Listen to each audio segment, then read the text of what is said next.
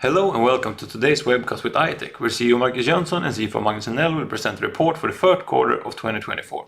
After the presentation, there will be a Q&A, so if you have any questions, you can send them in using the form to the right. And with that said, I hand over the word to you guys. Thank you very much. Warm welcome to this presentation of the quarterly results for I-Tech. The new face and the new voice in the room here is Markus Jönsson, the new CEO since September 16th, and with me is Magnus Henell, CFO, and an old voice, so to speak. So let's get going. Let's get going to the presentation.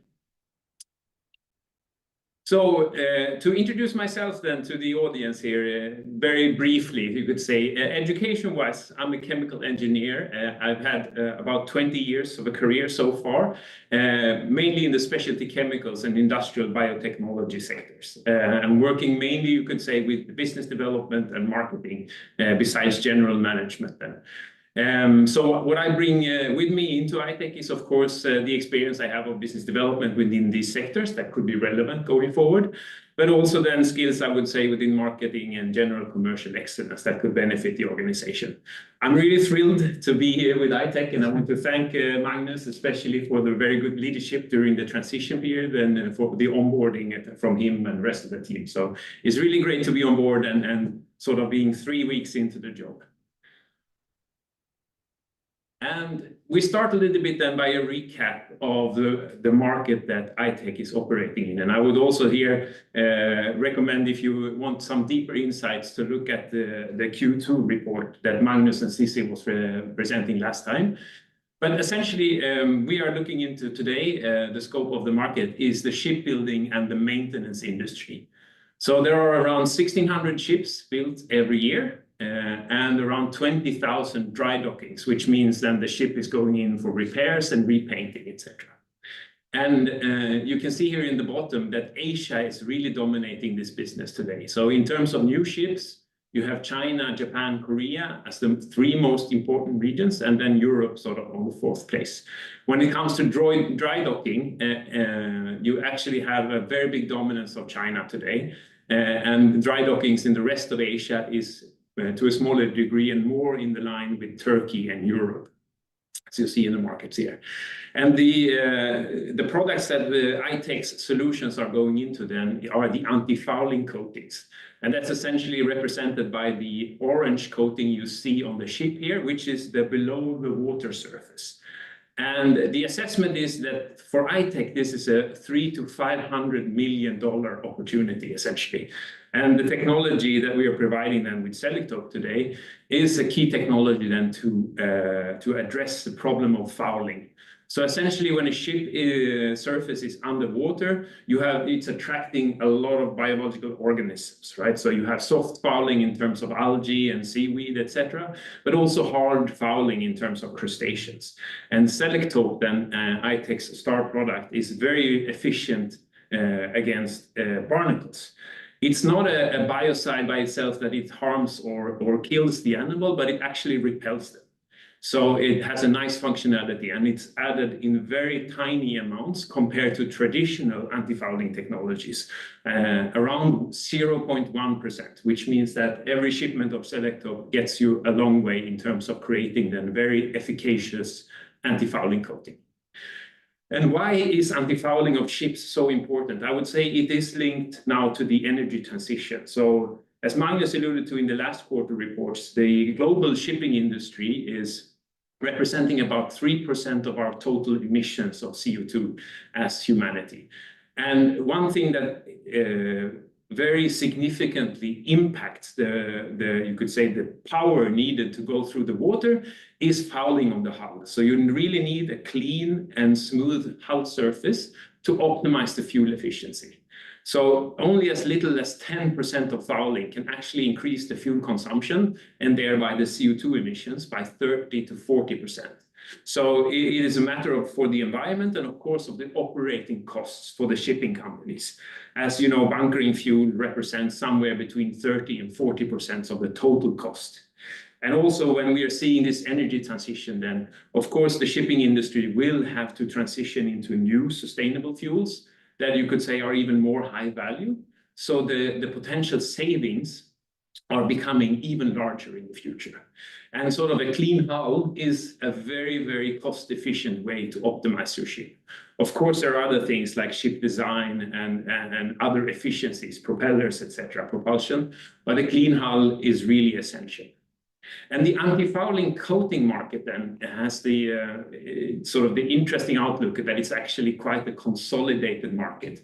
So it's dominated by 6 to 9 major coating suppliers today. And I would say I-Tech is, you know, in commercial relations or very tight dialogue with the majority of the major players today. So the Selektope technology is quite unique, and there is IP around the products, the processes, and the formulation, etc. And during the last couple of years, then I-Tech has built up a formulation know-how that is now serving us really well when we talk more to customers and sort of further developing the efficacy of their products and the applicability of the Selektope solution. So the production is outsourced as such, and Magnus will talk a little bit more about that today later. And if we look at the market penetration today, we are estimating then that we have treated a little bit more than 2,500 ships. And this is out of a total global fleet then of 110,000 ships. So of course the market potential is still very, very huge for I-Tech. And we should say that then, as you can see to the data on the left here, a lot of the market potential is still in Asia, and that's also where we intend to grow going forward. So if we come in to look at the highlights then for the quarter, we would say it's another solid quarter then delivering according to our internal plans, really. So we see a robust sales growth of 27% versus Q3 last year. The operating margin is 23% versus 25% last year. Magnus will talk a little bit more about that. And I think it's also very glad to see then that the diversification of the customer base is continuing. So this quarter, actually 33% of sales was from a broadening and more diverse customer base. And also noteworthy, we can say that, or we can just release that I-Tech has been appointed then the DI Gazelle company. So being recognized really for the growth and the profitability and for, you know, creating new jobs for people in Sweden, which is great. And it's really a testament to the great work done by the predecessor of me and the whole team here at I-Tech. So it's fantastic. All right. I think we're coming then to a deeper look on the financials. So I will hand over to you, Magnus. Yeah, I think you all recognize this slide, and I think it's really nice to standing here once again, presenting a growth on our rolling 12 months turnover. We had a slight bump in the curve in Q4 23, but after that it's been not a straight line upwards, but of course we're growing, and we're growing significantly with our customers. And it's also nice to see that the profitability also comes along with it. Of course, we have a little slight higher operating cost, which I will come back to a little bit later, than we want to have, because as we have presented to you guys and girls, along the way, we are looking at a very scalable business model where we should not be forced to take on major cost increases. But there are steps that we need to take. For example, now the ED process where we need to spend a little bit more money. We are coming into the business development work where we will need to spend a little more money to make the company grow in a significant way. So really nice to continue the growth path on the top line. And this also comes with, if we look into the quarterly and the year-to-date number, it is really a hard fact. We are in the second best quarter on the turnover side. We are already now, year-to-date September, exceeding the turnover from last year, which is really nice. So this 27% growth on the Q3 comes along with a very nice growth in the early months of this year. And then, as we said, we are exceeding last year already. The gross margin we have talked about quite a lot on the previous calls. We will actually end this call with a little discussion about it, but it is stable as it is now. We have a stable pricing towards our customers. We have a stable costing towards our suppliers, which I will come back to a little bit later on. Then, of course, we would like to see if turnover goes up 27%, we should have at least operating margin up 27% in a perfect world. But we're not always living in a perfect world, so we need to spend a little money on extra stuff. And what you see here is that we have an increase at least of 16% of the operating margin, up from 8 million previous year to 9.4 this year. But there are some effects of the ED consultants that we need to take on, and we also had the final sort of ramp up of our R&D department, which affects the personnel costs. We have some normal salary adjustment and some small extra costs along with the recruitment of the new CEO. So that are things that have affected the quarter as well.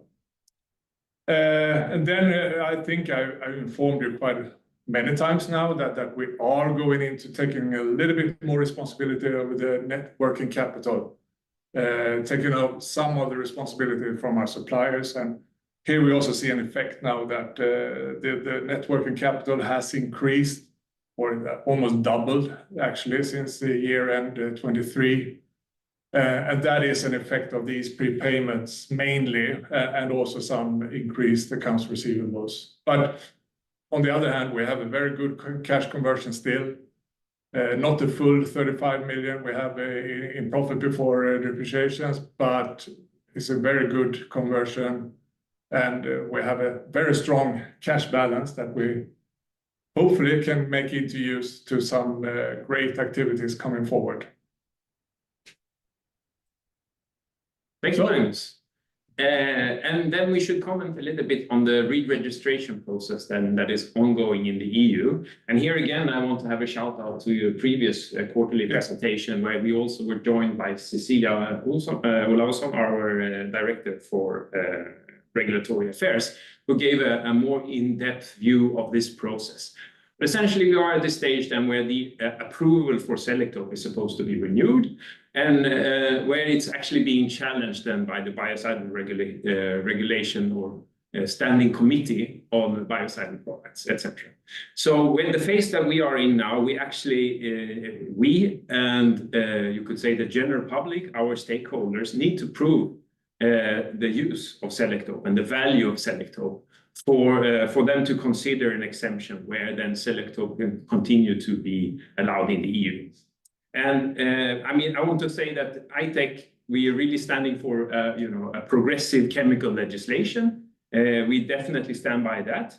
And I mean, the company as such is founded on really a passion and a drive to make more sustainable anti-fouling solutions for the shipping industry, to make more, you could say, environmental friendly products, right? So it is a little bit, you could say, a twist of faith, really, that we are in this process. So, but we have actually created a little information video that we thought we would share with you today that sort of outlines how we view the data and the fact that comes on the table in this process. So we will run it now, and we can probably come back to this in the Q&A session afterwards as well.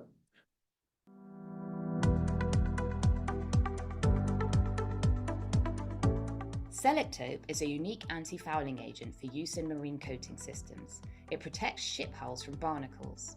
Selektope is the commercial name for the active substance medetomidine, which also has pharmaceutical uses. The team at I-Tech is confident that Selektope is safe to use. In the European Union, all biocides must undergo an extensive approval process under the EU Biocidal Products Regulation. And right now, the European Commission with member states is considering the renewal of medetomidine as an active substance in the EU. The Biocidal Products Committee of the EU Chemical Agency recently concluded that medetomidine has endocrine disrupting properties that could threaten its approval in the EU market. This was based on their assessment of the properties of medetomidine. Unfortunately, the assessment did not consider how medetomidine is used and the extremely small amount that is included in anti-fouling products. We do not agree with the conclusions and are confident that use of medetomidine in the anti-fouling applications is safe for both human health and the environment. In mammals, the endocrine system is a network of glands and organs that produce, store, and secrete hormones. These hormones travel throughout the bloodstream to regulate various bodily functions, including growth and development, metabolism, reproduction, mood and behavior, and sleep. Endocrine disruption occurs when substances cause adverse effects on the function of the endocrine system. An adverse effect could be changes to organs, growth, development, reproduction, or lifespan. Some substances, which many of us use every day, such as sugar, caffeine, and soy protein, affect the endocrine system. However, they do not cause adverse effects at commonly consumed doses and would only be considered endocrine disruptors if people consume them at unusually high levels. Under normal use conditions, substances which authorities have classified as endocrine disruptors may actually be endocrine active substances without adverse effects. Medetomidine is a well-researched substance that has been safely used in both human and veterinary medicine as a sedative for many years. The endocrine disruptor classification is based on properties of medetomidine at high pharmaceutical concentrations, where reversible effects such as sedation, reduced blood sugar control, and reduced stress response are seen. At concentrations outside the pharmaceutical use, none of these effects are observed, either in humans nor in the other mammals that were studied. Extensive risk assessments have shown that the exposure levels from medetomidine in anti-fouling products are far below those necessary to cause any of the effects considered as endocrine disruptive. Selektope has passed the risk assessment for humans and the environment. Even though it does have a temporary effect on the endocrine system when used in medicine, medetomidine does not pose a risk to human health or the environment when used as an anti-fouling biocide. Selektope represents a significant step forward in the development of sustainable and effective anti-fouling solutions. This is because of its critical role in reducing the marine industry's carbon emissions and contribution in reducing the dangers of invasive alien species. Because Selektope protects our waters, we must protect Selektope.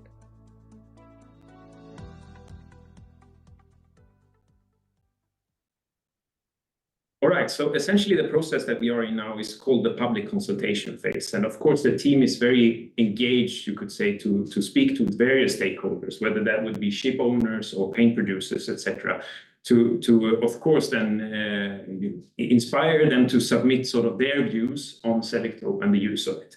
And coming back to that ironic twist of fate, it is a little bit strange, you could say, how you at one hand then can approve medetomidine for pharmaceutical use, and it's being injected into humans and animals on a sort of a daily basis as a very popular sedative. But at the same time, you would like to ban it in a different legislation for concerns of the human health, right, when you're using it as an anti-fouling solution in the paints. So that's what we mean with an ironic twist of fate, really. So then we shift gear a little bit, and we will talk a little bit about the business development initiatives then. So they were already started, you could say, before I joined, but definitely we will accelerate them now going forward. So we will essentially be looking for new and additional growth vectors for I-Tech going forward. And that could be then complementing technologies, in the applications that we are today, or adjacent markets. I mean, besides anti-fouling paints, there are many marine applications that could actually benefit from anti-fouling, whether that would be floating structures, water inlets, outlets, sensors, etc., that are sort of more part of industrial installations, etc. So there is more in adjacent markets as well. And we will also consider, you could say, step out businesses, but something where we can really leverage the synergies that are available in the I-Tech team today. So these are sort of the areas that we are starting for now. And really the short-term goal is to create a balanced pipeline. So things that we can realize fairly quickly, but also then things that we can work on, you could say, from an innovation business development standpoint for a little bit longer. And of course, with a significant business potential. All right. So we come to the last part, which is the business outlook then before the Q&A session. So what we are seeing then is continuous market or favorable market conditions. So essentially, as we were saying in the introduction, the shipping industry is in this energy transition period now. Also, I mean, the need for shipping is growing. So the wharves and the dry docks around the world are pretty much full. New ships are coming or being built with new sustainable fuels, etc. So there is really a good momentum in the business in general. But of course, more importantly for I-Tech is to get into additional customers and into their different products that they're using for anti-fouling. And that is also ongoing, and we see that that will continue going forward. We also see that, of course, the EU process now, as we said, the public consultation will end in November, but then the committee will consider the input, etc. So we are really seeing that it will continue to absorb attention and resources, at least for the first half of 2025 as well. And then coming back to operational improvements. Yeah, we've been discussing these operational improvements for quite some time. And for the ones of you who have been with us more historically, you know that we have one main supplier of the Selektope product today. We have had suppliers in there for more ad hoc production, but as you also know, we have continuously since last year, I would say, working to increase both that we have redundancy in the normal production, where we don't want to go with only one producer, but also, of course, to make sure that we can get the most beneficial pricing. And you need to have several producers in line, so to speak, to actually have the best pricing. And what the status is right now is that we have production up and going or on the way to up and going within weeks with actually 3 suppliers. So our main ambition is from next year and onwards, we should have at least 2 of them should be our standard suppliers, continuously supplying material to us. And maybe with a third as a backup, or we actually use all 3 of them. It depends on also the continued market penetration of Selektope, of course. And that we should start to see effects maybe already late this year, i.e. Q4. But at least during the first half of next year, we should start to see an effect of these that we introduce new supplier with a lower costing, but also hopefully some negotiations with the existing suppliers. So, all right, then I leave to you to wrap it up. Yes, so this was actually the presentation, and we look forward now to a good dialogue, you can say, in the Q&A session. But as we said then, another solid quarter. And then for me then personally coming in, it is fantastic to start working with I-Tech and the team here, right? So, I mean, there is momentum in the current business, there's plenty of growth opportunities, etc. And also the drive and the will to look for new opportunities, etc. So we're really looking forward then to, of course, on one hand then take on the challenges that we see in the registration process, but also continue working with developing the business going forward. So now we open the Q&A session. Thank you so much for the presentation here, and we have received a number of questions, so I think we should go straight ahead. What do you see as the main challenges and opportunities when it comes to broadening your company's portfolio to more application areas? Yeah, I mean, these are classical business development challenges, right? So, of course, there is investment upfront, and Magnus touched upon that in cost, right? It will put sort of a little bit of a burden on the results. And of course, there is, as with any business development initiative, there is risk involved, right? So we really need to carefully consider and evaluate before making major moves, right? And as I said, then we need to have a balanced pipeline of you could say smaller bolt-ons and things that we could commercialize fairly quickly, but also then a little bit bigger initiatives that we're working on, right? And it could be both organic or sort of acquisition-based growth going forward. So it's important. Thank you. With your extensive experience in the international market, especially in Asia, how do you see the opportunities for growth in these regions for Selektope and other potential products? Yeah, I think as we outlined a little bit in the beginning of the presentation, the opportunities are still vast, right? The global fleet of ships today is around 110 and now 110,000. And then we're talking really about the big ships, right? We're not talking about, the private yacht market or smaller fishing boats, etc. So that is, you could say, on top opportunities as well here. And as we said also, the majority of this opportunity is in Asia. And also, I-Tech historically have been very strong in very strong, but sort of found its first inroads into the new build market and sort of the outfitting market for new building of ships.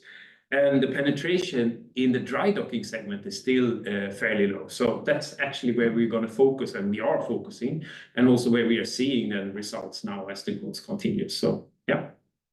Thank you. In the report, you state that the dry docking segment is becoming increasingly accessible thanks to the excellent formulation development work in R&D. Could you elaborate on what you mean by that?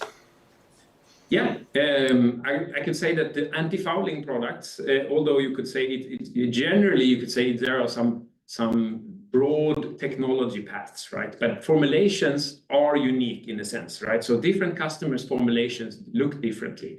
And sort of the compatibility and the behavior of the different ingredients are always impacted if you make changes. That's also why, you know, the new product development cycles for our customers are so long, right? And also when it comes into coating of shipping chips, etc., you could say the potential consequences of a failed product can be quite severe in terms of fines and additional costing, right? So there is a risk adverseness, and you want to be really sure when you develop products that the system is working.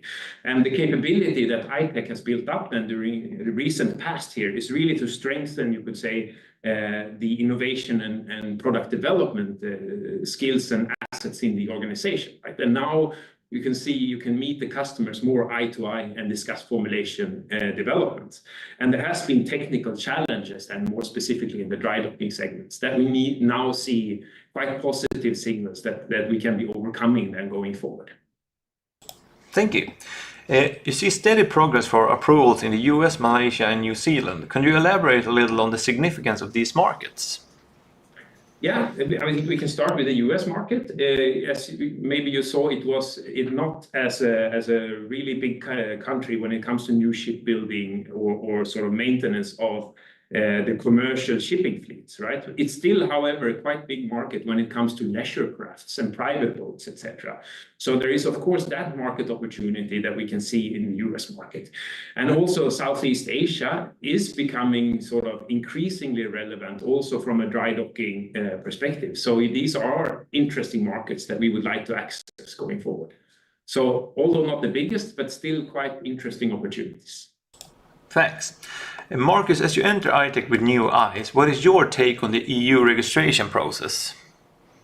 Yeah, I alluded a little bit to it here in the presentation as well, right? This ironic twist of fate, sort of, that you in one regulation you can inject it into the human body, and in the other you want to ban it for health reasons, right? Because you're using it into paints under ships.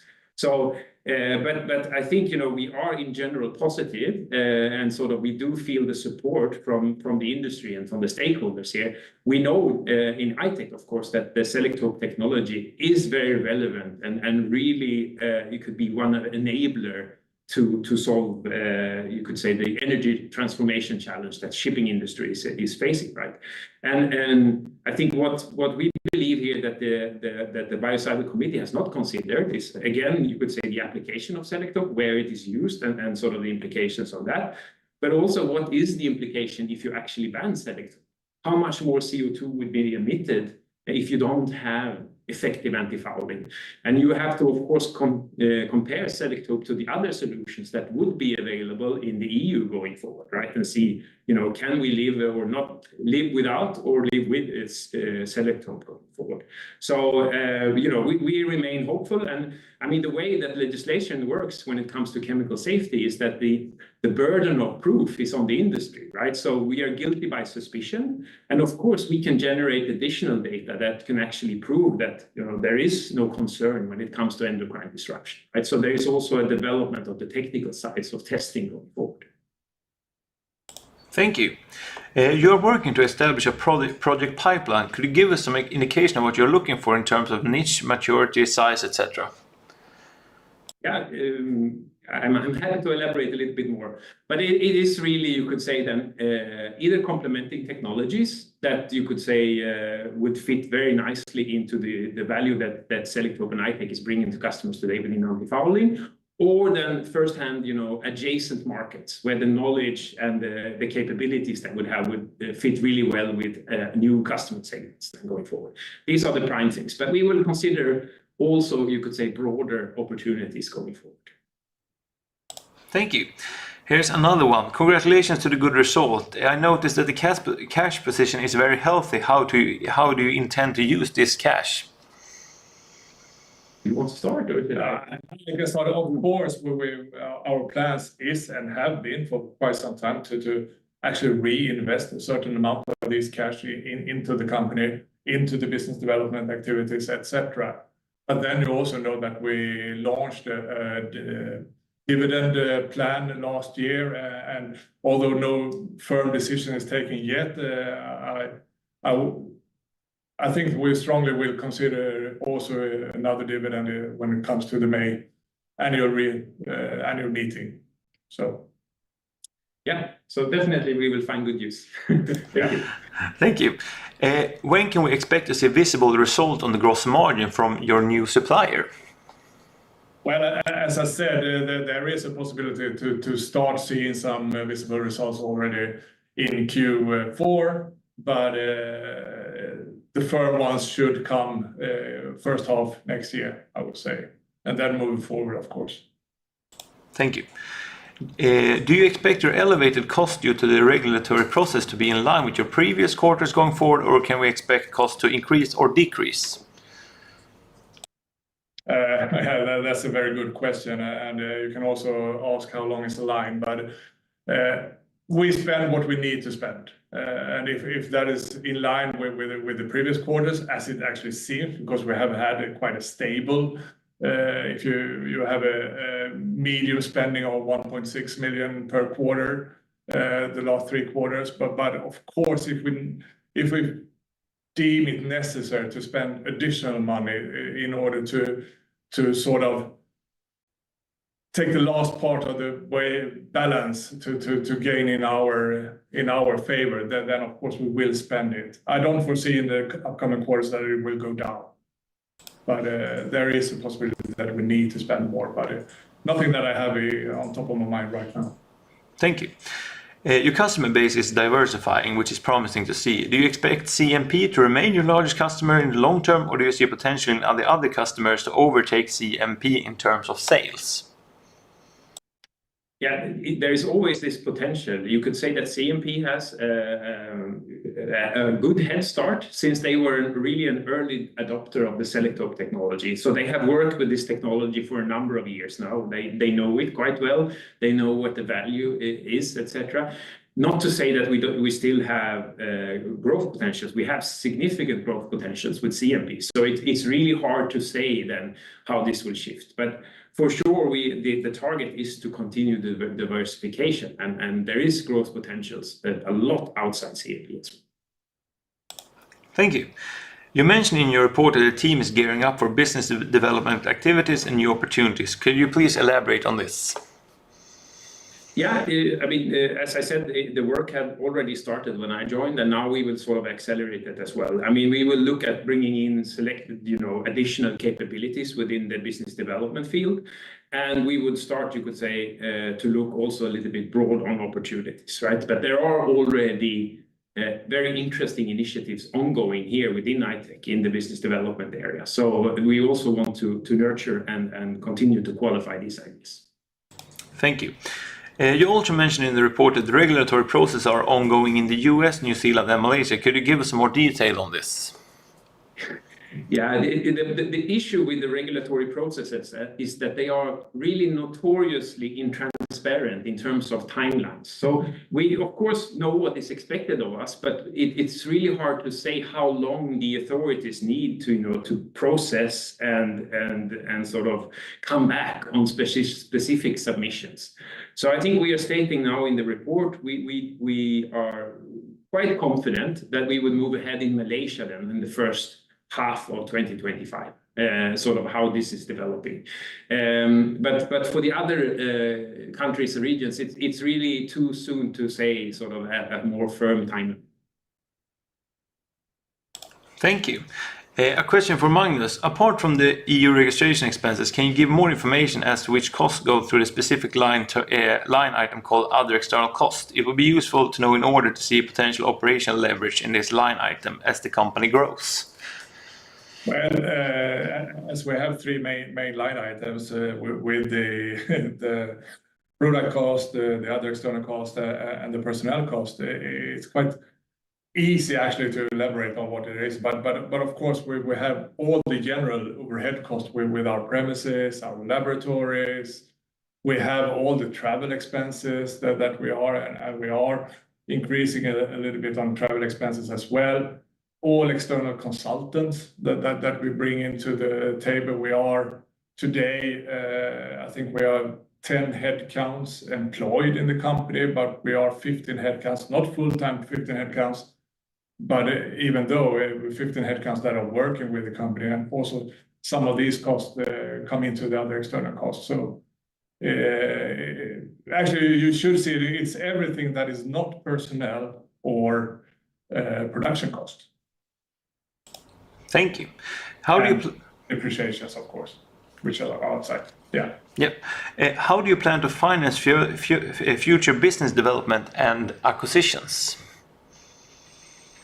Yeah, that's a very good question, and it really depends on if we're having sort of organic business development that we will fund within the ongoing result, so to speak.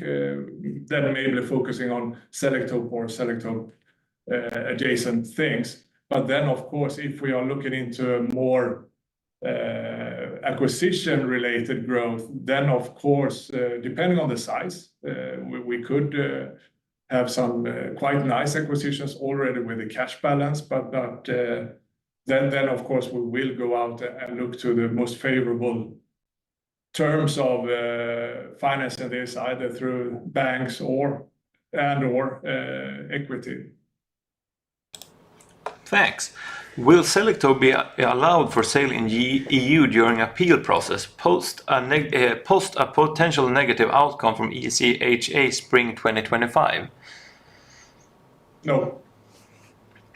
All right. Are there any examples of ECHA pursuing other regulatory bodies like Korea or Japan to influence them to take similar position on biocides that have been prohibited by ECHA? No, we have not seen cases where ECHA then is trying to influence other regulatory bodies. I-Tech will of course work with all the regulatory bodies in the countries sort of interest, right, going forward, and mitigate whatever sort of we see upcoming that could be similar to the EU process, right? So for sure.